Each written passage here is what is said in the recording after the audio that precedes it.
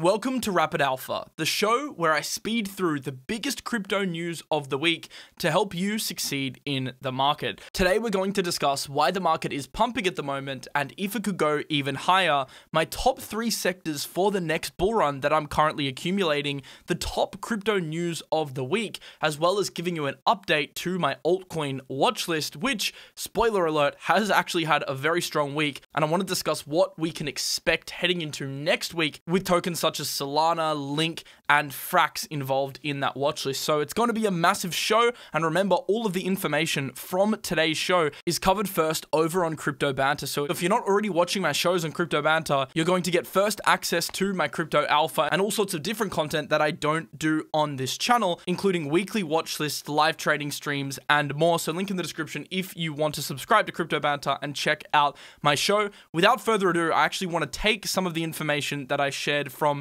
this show, the top 3 crypto sectors for massive profits in 2024, and talk a little bit about the show and give you an idea into how I'm thinking of positioning my portfolio for the next bull run. So pretty much last week, I talked to you in a video about how I'm constructing my portfolio in terms of long-term bets, medium-term bets, and short-term bets. But what I didn't discuss are the specific altcoin categories that are making up the pillars of my portfolio. So today I want to discuss quickly 3 of the top altcoin sectors that I think could outperform next bull run. No, it's not crypto gaming. No, it's not DeFi. It's actually 3 new crypto sectors which I think could be really strong performers. So without further ado, let's get into them. Sector number 1 is speculation. We all know crypto is pretty much the ultimate casino. It's the most accessible and one of the biggest casinos in the world. And as long as humans exist, I believe so will their desire to speculate exist. Humans are innately greedy, and one of the biggest factors for the growth of this market at the end of the day is human greed, and it's the propensity for humans to take on risks. So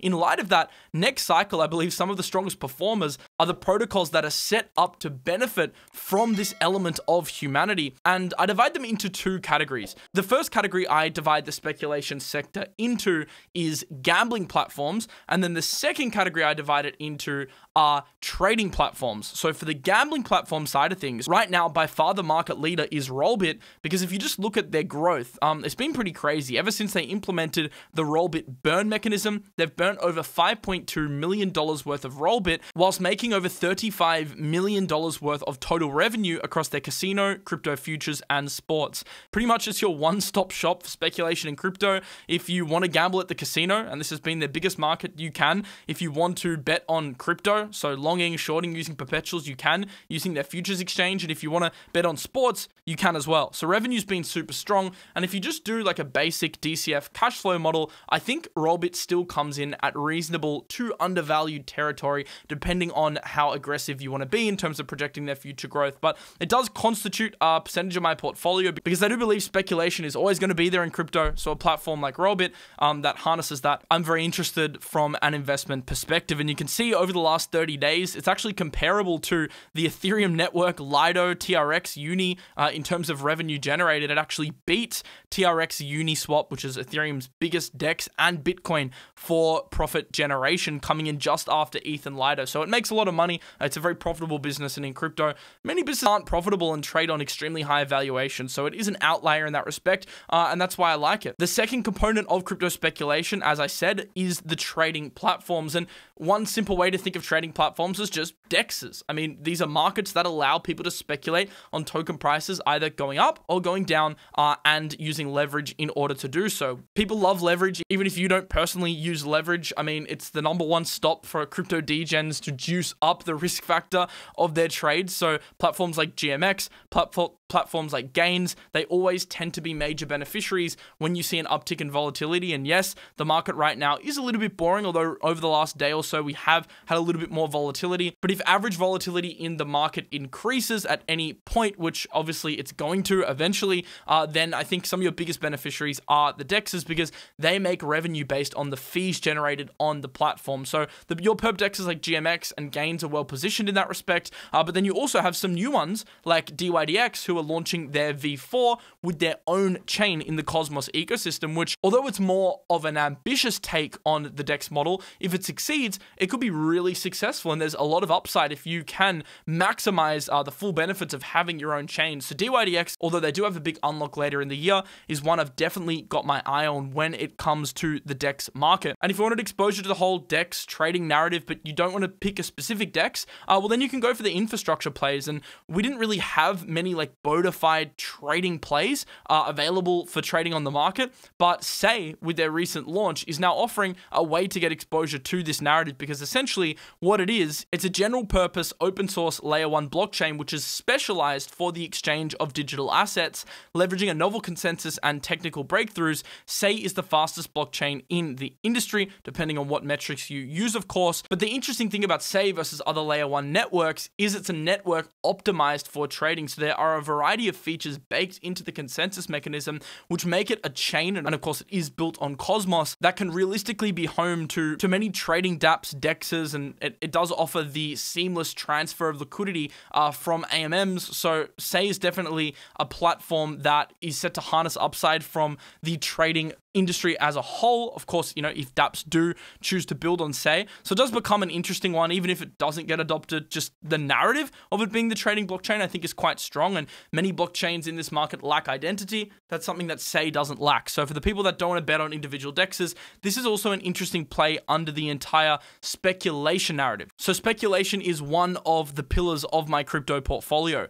Pillar number 2 out of the 3 pillars is real-world assets. So real-world assets are pretty much one of DeFi and crypto in general's biggest growth verticals, in my opinion, because you have a really, really big addressable market in the real world where theoretically any form of real estate, cars, collectibles, treasury bills, bonds could technically be imported on-chain and get some material benefit. So you can see in front of you, the Boston Consulting Group estimated that the total size of the real-world asset industry could hit as high as $68 trillion worth of total market capitalization, and a base case of $16.1 trillion, which is currently a 26x from the current size of the market, which is $0.6 trillion.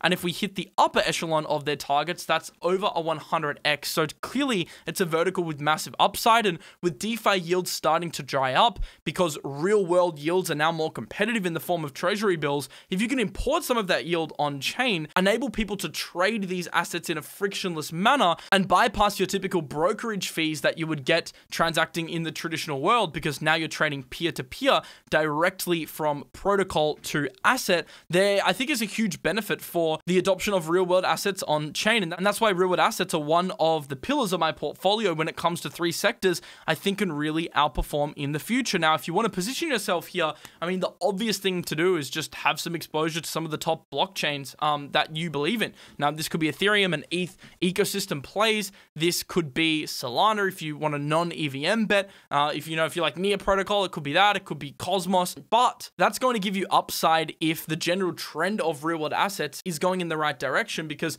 people are going to be transacting more assets on chain, meaning more sequencer fees for these blockchains. However, if you want to take on a little bit more risk, and this is something that I'm personally doing with a percentage of my portfolio, I'm DCAing into some of the top real-world asset-specific protocols. You've got MakerDAO, which has been one of the most successful platforms in this niche, which has been attributed to much of the current real-world asset growth. You've got FractShare, which I'm pretty bullish on.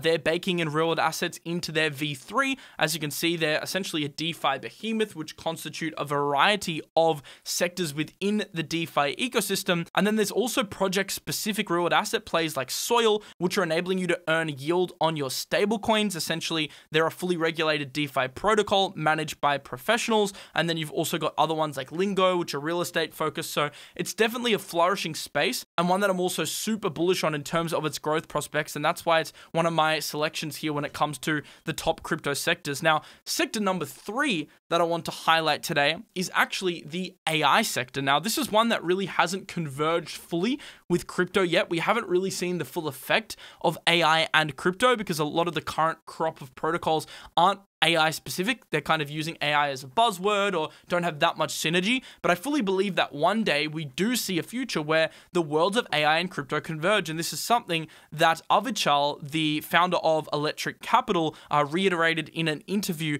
that I did with him a few months ago. So if you want exposure to the AI market right now, you can bet on proxies like FET, AGIX, or Ocean. These aren't the protocols that excite me, but if you want just pure hype exposure, they definitely are plays that you can take in terms of trades. But long term, I think some of the safer plays in the AI space are going to be your infrastructure plays. So maybe this is something like a Render or something like a Cash, which are more focused on infrastructure, so cloud computing or data storage. And then you've also got the fact that a lot of the top AI protocols likely haven't even launched yet. Because we're so early in this space, this is definitely one of these sectors that I'm reserving dry powder aside for when I do see protocols that fully harness the potential of AI. I think this is a great strategy for crypto in general to kind of accept that sometimes the best protocols aren't on the market yet, and a wise thing to do is actually keep a sizable portion of your portfolio in stablecoins, and that means you have buying power to get into new projects as they launch. We've seen some amazing projects launch over the last few months, and you got to remember that the new shiny objects tend to outperform. So this is no different to AI, where I am reserving a chunk of my portfolio for the new AI projects that I see launching over, let's say, the next 12 to 24 months. But for now, the only one I really have exposure to is Render, and then there's also a few other interesting plays in the market like a Cash, which I'm interested in and I might dip my toes in over the coming months. So AI is the third sector in this niche. Now, just speaking on these new and unreleased projects, as I said, there are new projects that are launching all the time, and that's why I keep stablecoins reserved for them. One project that is a new project that really stood out to me over the last few months is Manta Network. Now, Manta Network is an official sponsor of the show, and they're essentially a multi-modular ecosystem for zero-knowledge applications. So Manta Atlantic, which is the fastest ZK L1 chain, and by the way, I think ZK has massive potential and was one of the major talking points at the recent Token 2049 conference, brings programmable identities and credentials to Web3 through ZK SBTs. Manta Pacific, the unique L2 ecosystem for EVM native ZK applications, provides a scalable and inexpensive gas fee environment for ZK applications to deploy using Solidity. Manta offers 3 networks: the Manta Pacific Layer 2, the Manta Atlantic Layer 1, and the Calamari network. You can see how their architecture is structured below. You have the Manta Atlantic L1 chain. You've got the Manta Pacific EVM, which is an EVM chain, which is utilizing Celestia, where you can build ZK NFT, ZK DeFi, gaming, and bridges on top of it, which is super cool. And it's essentially a multi-modular platform. So I have spoken in the past about why I'm a believer in modularity in crypto. This is one of the first examples now that's coming onto the market that personally excites me. And as you can see, the ecosystem is vast. You've already got your bridges, your wallets starting to launch, your gaming projects, your SocialFi, your DeFi, your payment networks. But I think this is only going to grow as the network begins to expand. Their Manta Pacific blockchain has just gone live, and if you're interested in the ecosystem, you can now get involved to earn rewards just for interacting with the ecosystem. And in addition to this, the token isn't live yet, so we don't know, but there could be an airdrop for people that do use the platform early, and I never think it's a bad idea in crypto, if you like a network, to get involved and use it early, given the possibility that they might reward users in the future in the form of an airdrop. But they have just announced their Galaxy campaign, which is going to be rewarding users in the form of NFTs and points. And of course, this is also going to help you juice up your activity on the network in case of an airdrop in the future. So if you do want to get involved in their Manta Festival, you've got 5 weeks to take part. And essentially what it is it's a bunch of tasks that you can complete in order to earn points and NFTs. They're very simple, like bridging assets, like using some of their main dApps, holding bridged assets on the platform, etc., just to get some network activity going on the platform, and also to give you a chance to actually use the network now that it's launched. So if you do want to check out Manta, there's a link in the description to check out their Galaxy campaign. It's an L2 I'm very excited about, and if you're interested in this space, and if you're a DeFi degen, as I know a lot of my audience are, I recommend heading over to the link in the description and just having a play around with the network. Now let's get into news of the week, the segment where I summarize some of the biggest structural news events of the week that have been impacting the market and also have the potential to impact the market in the future. Banter. Remember, if you want daily news and market updates, Ryan has an amazing show over on Crypto Banter. So if you do want the latest news, make sure to watch his show. There's a link in the description below, which is every single day where he does amazing news updates on the market. You're going to get the news first, the best alpha in the market, and Banter has a massive team of researchers, of which I'm a part of, that essentially build these amazing shows and find the best information in the market for the viewers. So I highly recommend you check out the link in the description if you want the news breaking first, but I'm going to do my best to summarize some of the major news events of this week. In summary, we saw the Dixie continue its move to the upside. Interestingly, over the past couple of days, we have seen a small reversal. This has also coincided with the Nasdaq having a small pump. We know that typically the dollar and risk assets are inverted, and this has also resulted in Bitcoin now starting to also have a nice move to the upside. In terms of where Bitcoin sits from a structural point of view, we do have this major 200 MA as resistance from the 27.8 to 28K zone. So this is definitely something I would watch out for. We don't want to make a lower high. If you make a lower high, you could start to draw in a bear flag here where Bitcoin would likely target that lower end at 25.8 to 26K. However, if you do push above and you have sustained momentum into 27.8, well, then your next target isn't until 29 to 29.5. So if Bitcoin can sustain a rally through this area of resistance, then we do have those upper targets that could take us all the way potentially even to 30K, which is the upper bound of our current Bitcoin range that we've been in since earlier in March. So this is an exciting time for Bitcoin, but I'm not going to let a little pump get me too bullish yet, because the last few pumps have resulted in a rejection. We saw the first one here on the grayscale news. We saw the second one here, and we do want to make a higher high clearing this level, or this could just be another rejection once again, which takes us back down to that floor at the 25K zone, which is of course the first Bitcoin spot ETF pivot point, which resulted in that initial rally to 31.5K. So that's definitely a level to look out for. Not going to get crazy bullish yet until we start to clear that zone, but altcoins starting to wake up a little bit, which is nice. One of the altcoins that's really starting to wake up is Solana, which broke cleanly through its $21 resistance at the 200 MA on the daily. So that's been a great one. But the altcoin market in general only just starting to wake up. We're going to talk through some of the altcoins on my watch list at the end of this show, so make sure you stick around. But first, I want to get into some of the biggest regulatory news of the week, because we know the regulation side of things is definitely a major constituent of crypto price action at the moment. The SEC chose to delay their decision for the ARK21 shares Bitcoin ETF. There was a lot of talk of a Bitcoin spot ETF approval in 2023. It looks like now we can look more towards Q1 2024, and that was kind of my feeling all the way along, but we did get confirmation that they are going to delay. And this is funny because it's essentially an hour after lawmakers urged the SEC chair in his hearing in front of Congress to allow spot Bitcoin ETFs immediately. So the conversation in front of Congress was super interesting. Gensler essentially got grilled by a bunch of congressmen and congresswomen, and there were a couple big revelations from this conference. The first thing is Gensler officially iterated for one of the first times ever that Bitcoin is not a security, although he wasn't overt enough to call it a commodity. Maybe he didn't want to step on the CFTC's toes, but that was just a little bit weird. But nonetheless, if it's not a security, then we can only assume that it's a commodity. The other really interesting part of the conference is when he was asked about if Pokemon cards constitute a security transaction, and he said no, but then he stumbled when he was asked about the purchase of a tokenized Pokemon card. So this is kind of weird, because a tokenized version of a real card, theoretically, it should trade the same as a physical card. So Gensler was really stumped there, and I recommend you go watch that video because that was quite interesting. And there were lots of little points where Gensler looked apparently rattled and his hands were shaking. And I mean, obviously it's stressful for him being grilled in front of Congress, but didn't have the answers to a lot of questions, or at least just didn't really want to respond to a lot of questions, and was very wordy and verbose, and decided to drag out his sentences to not really address the questions at hand. So that was definitely a theme of the hearing. But yeah, overall, the biggest news was definitely the Pokemon news and also the Bitcoin not a security comment.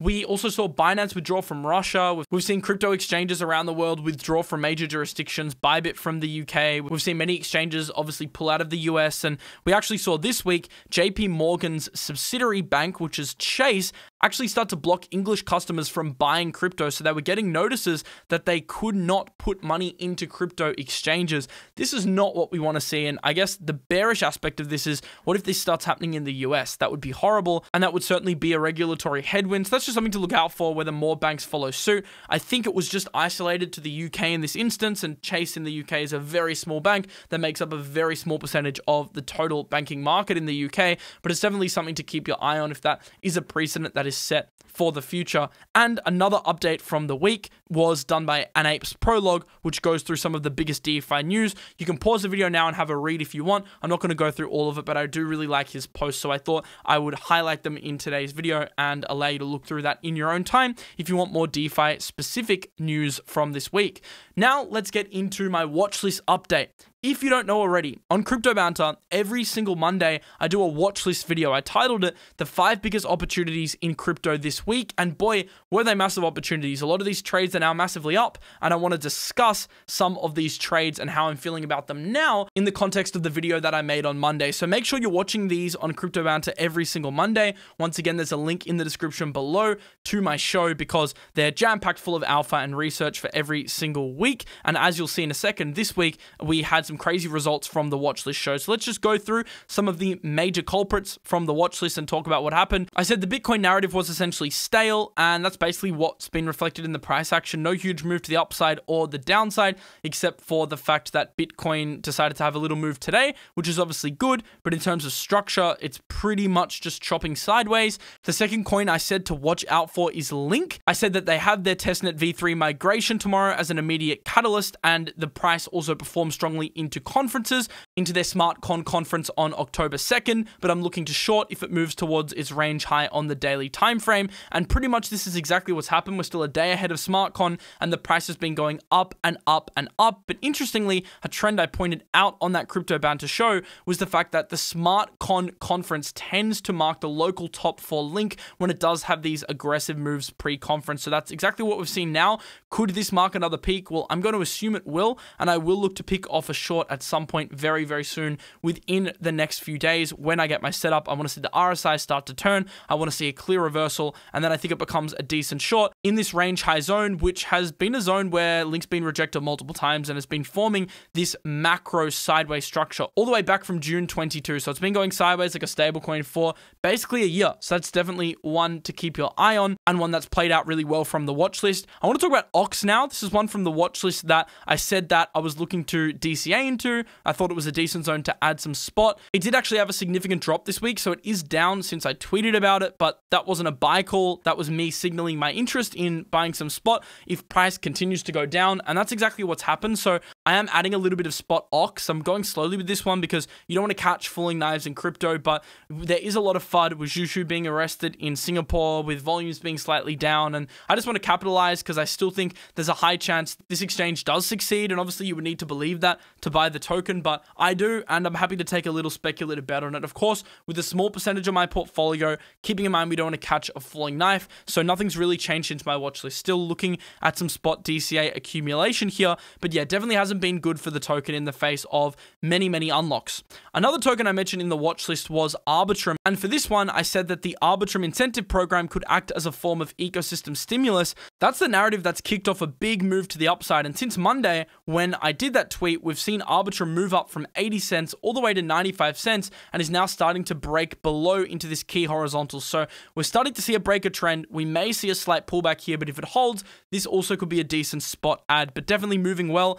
since the watchlist tweet there. Optimism is one that I pointed out in the watchlist as being a slightly weaker counterpart to Arbitrum, and that's exactly what we've seen from price as well. Although it has moved up since the time of posting, it does have major supply pressures coming onto the market right now with its aggressive unlocks of 3%. So I think optimism's kind of limited in terms of its upside due to sell pressure, and this may actually be one I look at shorting if we do get a sustained rally and maybe we make a local double top here at 140. Once again, the entries will depend on price action on the lower time frames, but on the daily chart, that's kind of what I'm seeing from optimism, a downtrend continuing. I mean, just a lot of supply pressure in a bit of a weird market does make it hard to hold up. It does have EIP, so in terms of spot accumulation, I would look at buying OP on major pullbacks, but in terms of trading, I'm definitely not longing with leverage. I would rather short OP as a hedge and then add to any major long positions on major dips in the spot category, if that does make sense.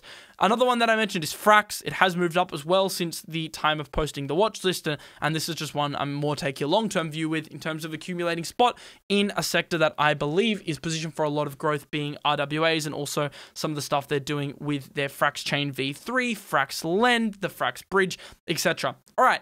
Now let's give a sneak peek into next week's watch list. Once again, if you do want all the news when it breaks on my watch list, remember to watch my playlist on Crypto Banter. But today I'll give you a tiny sneak peek ahead of that video, which is going to be coming out tomorrow, as to what you can expect. Link is something I'm going to talk about in terms of picking off a short, given the logic that I described before. We saw the same thing with Shibarium's ETH L2 launching. We saw that result in a pump and then a buy the rumor, sell the news event. Link SmartCon could end up playing out the same. Solana's one I'm going to put in my watch list. Really interesting. I think we can get a pullback to this 200 MA here, but it becomes an interesting long here if it keeps this bullish trajectory. So that's also one I'm going to talk about in my watch list. There was a big shorter of Sol that got liquidated, which resulted in a short squeeze today. One of the reasons why the price moved up so aggressively. So that's what happens when you short Sol with size, I guess. You end up getting liquidated. This is courtesy of Veladata, one of my favorite data analytics platforms in crypto. Another one that I'm going to be mentioning on my watch list is Radiant, which is now starting to break above my key horizontal structural level. I've talked about this a few times over the past few weeks in terms of DCAing spot, and it has played out really well. We are up on those initial entries. However, this is something that I'll look to offload a little bit of my spot if we keep pushing up into this 30-cent zone, just because it's always wise to take profits if you've done well on these spot buys. If you haven't accumulated yet, just wait for these major pullbacks. Now, I've talked about Radiant on my Banter shows, but essentially the reason why I've been accumulating spot Radiant is because I think the layer 0 narrative is super strong heading into the airdrop in Q1 2024, and I do want to position myself in the top layer 0 protocols, that being Radiant and Stargate. Radiant probably having the most immediate catalysts with the Arbitrum ecosystem incentives and a lot being built as well, with Radiant's ETH mainnet launch happening in 2 days' time. So Radiant has a lot happening in the ecosystem. If you're interested in the Radiant ecosystem, or you're already in the ecosystem, then something else you probably want to take a look at is RadPi, which is a new application that has deployed on the Radiant mainnet, which essentially offers an avenue for users to optimize the efficiency of their holdings and reap the maximum benefits from Radiant Capital. So what RadPi does is essentially pool user assets to aggregate funds to get the best possible yields on DLP. So it'll stake on the behalf of users of the RadPi platform, and because of that, they get boosted yields from Radiant, which they can then pay back to holders. So if you're interested in staking in Radiant, then RadPi makes a lot of sense because you can get that additional APY of up to 49%, and you can also stake BNB, Ethereum, Bitcoin, USDC, and USDT for some pretty competitive yields as well if you're interested. So just to explain again how DLP works, DLP holders from Radiant Capital can now convert and stake their assets using the MDLP pool on RadPi via Arbitrum or BNB chain. Upon converting their DLP, users receive MDLP, which is Magpie DLP, and the converted DLP is automatically locked with RadPi within Radiant. MDLP provides converters with the chance to earn a share of RadPi's revenue. This mechanism enables users to reap rewards without any lockup periods. This is the benefit as well versus staking on Radiant directly, while simultaneously granting RadPi access to benefits on Radiant Capital. And you also have access to their liquidity pools as well for a variety of other assets. So Magpie doesn't just allow you to get boosted yields on Radiant, you can also do it on the Wombat exchange and on Pendle as well. And they also have their own governance token, which enables you to get upside from the growth of the ecosystem, because revenue share is diverted, a percentage of that, back to stakers of the Magpie token. So that's also a bit of an in-house ecosystem flywheel. So if you're interested in Magpie, you can use the description below to check out more about it, as well as getting involved on the Radiant side if you're interested in that. For full disclosure, Magpie is an official sponsor of the show, and I've really enjoyed working with them, and I think they built a great product here, especially the launch of their new RadPi platform. So link in the description to Magpie if you want to check it out. So overall, we've covered a lot in today's video. We went through the altcoin alpha of the week, my top sectors for next bull run, news of the week, my watch list update, and a sneak peek for next week's watch list. Remember, all of the content covered in today's video breaks first over on Crypto Banter, so link in the description if you want to check out my show over there, and also Rand's show for the more news focused side of things. And I hope you enjoy this format. Let me know in the comments below if you enjoy the rapid alpha shows, because if you do, I'll make this a weekly regular series like we used to in the past. And I hope you have a lovely rest of your day. I will see you in the next video next week. Peace out.